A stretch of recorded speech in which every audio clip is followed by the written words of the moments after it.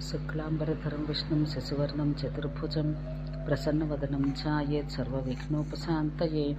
బ్రహ్మ ప్రాణిజాతాదులను సృజించుట శ్రీమత్సుడు మనువుకు చెప్పానని సూతుడు ఋషులకి ఇట్లు చెప్పాను.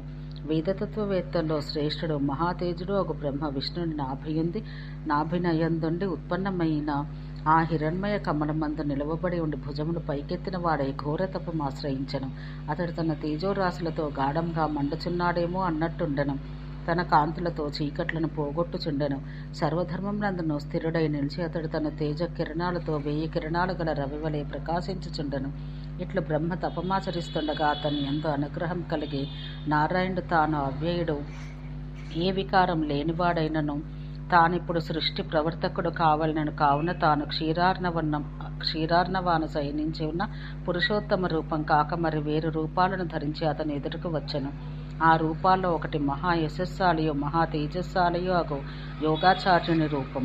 రెండవది బ్రాహ్మణ శ్రేష్ఠుడు మతిమంతుడు సాంఖ్యాచార్యుడు అగు కపిలుని రూపం. వీరిరువురు పరమునకు అపరమునకు పరమాత్మని పరాకృత్య పరాప్రకృతుల స్వరూపమును ఆ రెండింటి విశేష భేదమును బాగుగా ఎరిగినవారు. మహాత్ములు తమ ఆత్మను లోక కళ్యాణానికే ఉపయోగించుచు ఉత్కృష్టము నడుచుకున్నవారు. క్షేత్రతత్వజ్ఞులు అపర ప్రకృతితో ఏర్పడు పాంచభౌతిక సృష్టి రహస్యాన్ని సంపూర్ణంగా ఎరిగినవారు. తన తపో మహత్వంచే అమిత తేజ సామర్థ్యాలు కలిగి ఉన్న బ్రహ్మ కడకు వచ్చిరి. మహర్షి పూజితులుగా ఇద్దరు బ్రహ్మతో ఇట్లు పలికిరి. బ్రహ్మ తాను ఆత్మరూపుడు, దృఢమగు అమెరిక కలవాడు, విశాల రూపుడు, జగత్తును ఆశ్రయించి ఉన్నవాడు, సర్వభూతములకు నాయకుడు, త్రైలోక్య పూజితుడు. వారిద్దరూ పలికిన ఈ మాట బ్రహ్మ వినను. ఆ వచనములందు ప్రతిపాదించబడ్డ యోగమును తాను గ్రహించను. ఆ యోగాచార్య సాంఖ్యాచార్యులు పలికిన శృతి వచనాన తెలుపబడ్డ విధాన ఈ 3 లోకాలను సృజించను. అవి పృథివీ, అంతరిక్షం, జౌహ్ అననవి. ఈ లోకత్రయంతో పాటు ఋషి మాంసనేత్రాలకు అందని దేశ కాలాతీత విషయాలను ఎరగగల చతుర్ముఖుడు భూహు స్వయంభవుడు అను మానసపుత్రుని కూడా ఉత్పాదించను. బ్రహ్మ తాను స్వయంభూ కావున అతని పుత్రుడు స్వయంభవుడు. ఈ మానసపుత్రుడు తాను పుట్టినంతనే తన పితయ్యకు బ్రహ్మ ఎదుట మౌని అయి నిలిచెను. మరియు అతడు భగవానుడగు ఋషి, నీకు నేను ఏమి సహాయం చేయవలనో తెలుపుము అని బ్రహ్మద్రూపుడును, బ్రహ్మ వేదమూర్తియు, బ్రహ్మ అజుడును, పుట్టుక లేనివాడును, అవ్యయుడు ఒక విధాతతో పలికెను. నాయన స్వయంభువ, ఈ పరబ్రహ్మరూపుడగు కపిలుడును పరమయోగాచార్యుడగు నారాయణుడు నీకేమి చెప్పదనో దాన్ని ఆచరించము అని బ్రహ్మ స్వయంభువునితో అనెను.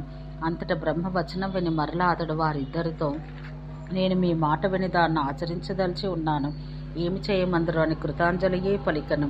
శ్రీ భగవానుడగు నారాయణుడిట్లనెను, నాయన బ్రహ్మన్ సత్యము, అక్షరము నశించనిది, అష్టాదశ విధం, మనోబుద్ధ్యహంకారములు, పంచతన్మాత్రలు, పంచస్థూలభూతములు, పంచేంద్రియములు అను అపరా ప్రకృతి గల 18 భేదాలుగా విస్తరిల్లినవి.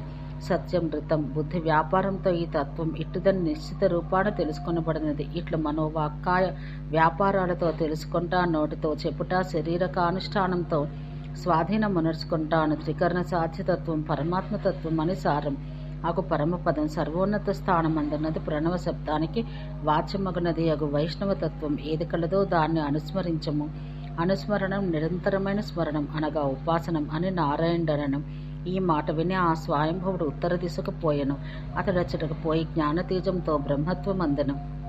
తర్వాత మహామనస్కుడగు చతుర్ముఖ బ్రహ్మ భువుడు అను 2వ మానసపుత్రుని జనింపజేసెను. అతడును తండ్రియగు పితామహునితో బ్రహ్మదేవునితో నేనేమి చేయాలని పలికి అతని సమాజ్ఞతో బ్రహ్మదేవుని ఉపాసించి అతని ఉపదేశానుసారంగా యోగాచార్య సాంఖ్యాచార్యుల కడకు పోయెను. వారి ఆదేశంచే పృథివీ స్థానమందుండి బ్రహ్మాఖ్యానం అనుష్ఠించి ఉన్నతి నంది తానును పరమమ్మగ వైష్ణవ స్థానమందెను. ఇట్లా 2వ పుత్రుడును పోగా విభుడు ప్రభుడు అగు చతుర్ముఖుడు భూర్భువుడు 3వ మానసపుత్రుడని జనింపజేసెను. అతడు సాంఖ్యతత్వం మెరిగి ఆ విజ్ఞానాన్ని వృద్ధిపరిచి ప్రవర్తింపచేయుటలో నేర్పరి. అతడును గోపతి జిలోకాధిపతి అయి వారు పొందిన పద్ధతిని పొందెను. ఇట్లు మహాత్ముడు చతుర్ముఖుడు ఒక బ్రహ్మకు జనించిన మొదటి సంతానం ఒక 3 పుత్రుల విషయం తెలుపుటైనది. ఇట్లు నారాయణ భగవానుడు యతీశ్వరుడు ఒక కపిలుడు చతుర్ముఖుని పుత్రత్రయాన్ని తమ మార్గానికి తిప్పుకొని ముక్తినందించి తామును తమ ఉపాసనా మార్గంను సాధించిన ఉత్తమ గతిని పొందిరి. ఇక యోగాచార్యుడగు నారాయణుడును సాంఖ్యాచార్యుడగు కపిలుడును ఈ ఇద్దరు నారాయణమూర్తులే. ముక్తులై వడిలిన తరువాత చతుర్ముఖుడు అనగా పద్మోద్భవ బ్రహ్మ మరలా ఘోరతమగు పరమతపో వ్రతం అవలంబించి అనుష్ఠించను. ప్రభుడగతడు అంతట తపమాచరించుచుండి ఒంటరితనాన అతనికి ఆనందం కలగలేదు. అందుకే అతడు తన శారీరకమగ పరితృప్తికై శుభరూపులాగు స్త్రీని తనకు భార్యగా ఉండదగిన ఆమెను సృజించుకొనెను. ఆమె తపమున, తేజమున, వర్చస్సున, నియమపాలనమున తనకు సమానమని తానది వరకు సంకల్పించిన లోక సృష్టి యందు సమర్థురాలని బ్రహ్మ ఎరిగెను. ఈ మారతడు ఆమెతో కూడి అచ్చట ఆ పద్మమునందే తపమాచరించసాగెను. ఇప్పుడు అతనికి వెనుకటి వలె ఒంటరితనపు భావన లేక తృప్తి కలిగెను.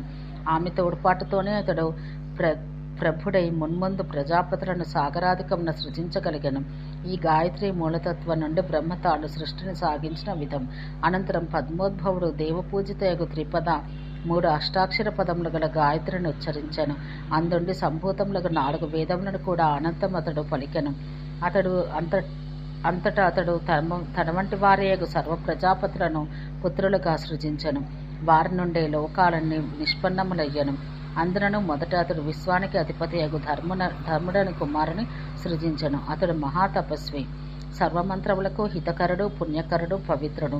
అనంతరం దక్షుడు మరీచి, అత్రి, పులస్సుడు, పులహుడు, క్రతువు, వశిష్ఠుడు, గౌతముడు, భృగుడు, అంగీరుడు అను 10 మంది ప్రజాపతులను సృష్టించను. అందరికంటే కడపట అద్భుతుడు అను కుమారుని కూడా సృజించను. వీరందరూ బ్రహ్మ మానసపుత్రులకు ఆది ఋషులు. వీరిని పైతామహ అనగా పితామహం నుండి మానసులుగా జనించిన ఋషులంటారు. వీరిలో ధర్ముడు 13 గుణములు కలవాడు. అతన్ని మహర్షులు ఉపాసించసాగిరి. దక్షుడు తన కుమార్తెల్లో అదితి, దితి, ధనువు, కాల, నాయువు, శమ్మిక, ముని, తామ్ర, క్రోధ, రస, వినత, కద్రు అను 12 మందిని మరీచి ప్రజాపతి పుత్రుడగు కశ్యపునికిచ్చి పెండ్లి చేశాను. ఈ కశ్యపుడు తపోమూర్తి. ఈ దక్షుడు తన కుమార్తెల్లో మరికొందరకు రోహిణి మొదలగు 27 నక్షత్రాలను సోమునికిచ్చెను. వీరందరూ పవిత్ర మూర్తులు. సృష్టి ప్రక్రియను బాగుగా ఆలోచించిన బ్రహ్మచే పూర్వం సృష్టించబడిన లక్ష్మి, మరుత్వతి, సంధ్య, విశ్వేశ, సరస్వతి అన్న 5 మందిని ఆ బ్రహ్మ శుభరూపుడగు ధర్మునికి ఇచ్చెను. ఈ 5గురు వరిష్ఠులను, దేవతా శ్రేష్ఠులను, శబ్దస్వరూపాన్ని, అర్థాన్ని కల ధర్ముని పత్ని సురభి అని రూపం ధరించి లోకహితం కోరి బ్రహ్మను సేవించరాగా లోకపూజితుడు, లోక సృష్టి హేతువు ఒక ప్రక్రియను ఎరిగిన వాడకు బ్రహ్మ గోజాతి సృష్టి సంకల్పంతో ఆమెతో కూడెను. ఆమె యందు విశాల రూపుడు, పొగ వంటి వారు, సంధ్యాకాలమందలి మేఘముల వంటి ప్రకాశం కలవారు, తీక్ష్ణ తేజం కలవారు, లోకములనే కాల్చివేయనట్లున్నవారు కలిగిరి. వారు రుదంతః ఏడ్చుచు, ద్రవంతః పరిగెత్తుచు బ్రహ్మకడకు పోయిరి.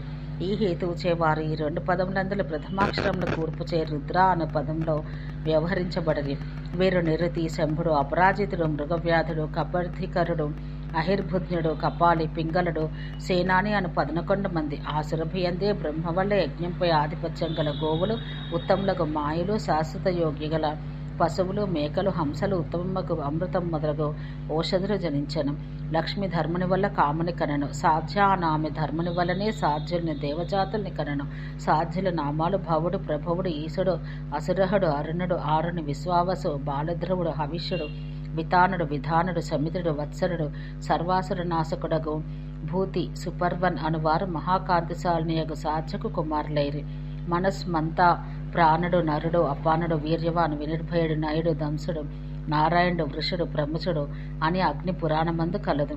సరస్వతీ రూప విశేషమగు సురభి ధర్ముని అనుగమించి అతని వల్ల వసువులనే దేవతాగణములను కనెను. వారు వరుడు, అవ్యయుడగు ధ్రువుడు, ఈశ్వరుడగు సోముడు, జయుడు, యముడు, వాయువు, నిరుతి అనువారు 8 మంది. ఈ వసువులు సురభి యందు అనగా సరస్వతి యందు ధర్ముని వల్ల కలిగిన సంతతి. విశ్వేశ అను ధర్ముని పత్ని యందు ధర్ముని వల్ల విశ్వేదేవులను దేవగణంలో కలిగిరి.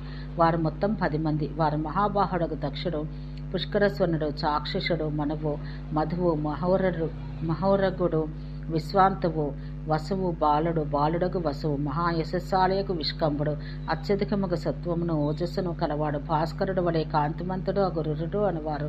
దేవమాతల్లో ఒకతేకు విశ్వేశ అను ఆమె ధర్ముని వల్ల వీరిని జనింపజేసెను. మరుత్వతి అను ఆమెకు ధర్ముని వల్ల మరుతులను గణదేవతలు కలిగిరి. వారు అగ్ని, చక్షుడు, రవి, జ్యోతి, సావిత్రుడు, మిత్రుడు, అమరుడు, శరవృష్టి, మహాభుజుడగు సుకర్షుడు, విరాట్, వాచ్విసుడు, వసుమతి, అశ్వమంతుడు, చిత్రరశ్మి, నిషేధనుడు, హుయాంతుడు, బాడబుడు, చారిత్రుడు, మదపన్నకుడు, బృహద్రూపుడగు బ్రహత్తు, పూతనానుగను, పూతనానుగుడు అనువారు. ఇక కశ్యపుని భార్యల్లో అదితియందు ఇంద్రుడు, విష్ణువు, భగుడు, త్వష్ట, వర్ణుడు, ఆర్యమన్, రవి, పూషన్, మిత్రుడు, ధనుడు, ధాత, పర్జన్యుడు అని ద్వాదశాదిత్యులు కలిగిరి.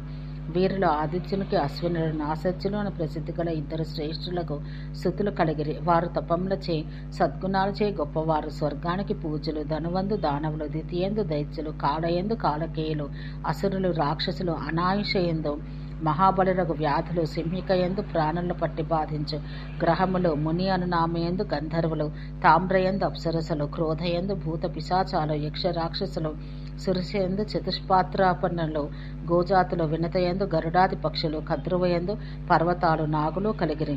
ఇట్లు సర్వలోకంలో కలిగి పరస్పర మేళనంచే వృద్ధి నందను. మనురాజా, ఆది కాలంలో మహాత్ముడకు బ్రహ్మకు కలిగిన పుష్కరమునగా జలము, పద్మము, దాని నుండి కలిగిన ప్రాదుర్భావ స్వరూపం ఇటువంటిది. మత్స్యుడు మనుకు చెప్పిందిగా ద్వైపాయనిచే చెప్పబడిన దాన్ని నేను మీకు చెప్పితిని. పరమర్షుల స్థుతులందుకొనుచు ప్రభుని పురాణ పురుషుని గురించి అనుపూర్వితో క్రమంగా మీకు తెలుపబడింది.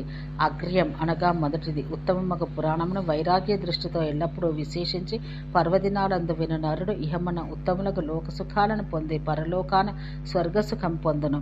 చక్షువుతో దర్శించి, మనసుతో ఆలోచించి, వాక్కుతో స్తుతించి, కాయంతో అర్చించి, 4 విధాలుగా కృష్ణుని ఆరాధించి అనుగ్రహం చేసుకుని వాని యందు కృష్ణుడు అనుగ్రహం చూపును. రాజు రాజ్యవృద్ధిని, ధనహీనుడు ధనాన్ని, అల్పాయుష్కుడు అధికాయువును, సుతకాముడు సుతులను పొందును. విష్ణు భక్తుడు యజ్ఞాలను, వేదాలను, కామములను, వివిధ తపస్సులను వీటిని యథావిధిగా అనుష్ఠించుటచే కలుగు వివిధ పుణ్యమును పొందును. పలు మాటలేలా ఏది కొంచెమో గొప్పయో కోరునో అది ఎలా ఆ లోకేశ్వరుని వల్ల లభించును. మహాభాగా, మనం వ్యాసప్రోక్త శృతి పురాణ సంహితను దర్శించిన నిరూపించిన దాన్ని అనుసరించి నీకు మహాత్ముడకు చతుర్ముఖుని పౌష్కర ప్రాదుర్భావం కీర్తించితిని. ఎవడైనా ఇతర వాంగ్మయమంతయు విడచియు హరివల్ల కలిగిన ఈ పౌష్కర ప్రాదుర్భావ మాత్రం అధ్యయనం చేసినను వానికి అశుభాలు సంభవించకుండాను శుభములు కలుగును. ఓం శాంతి శాంతి శాంతి.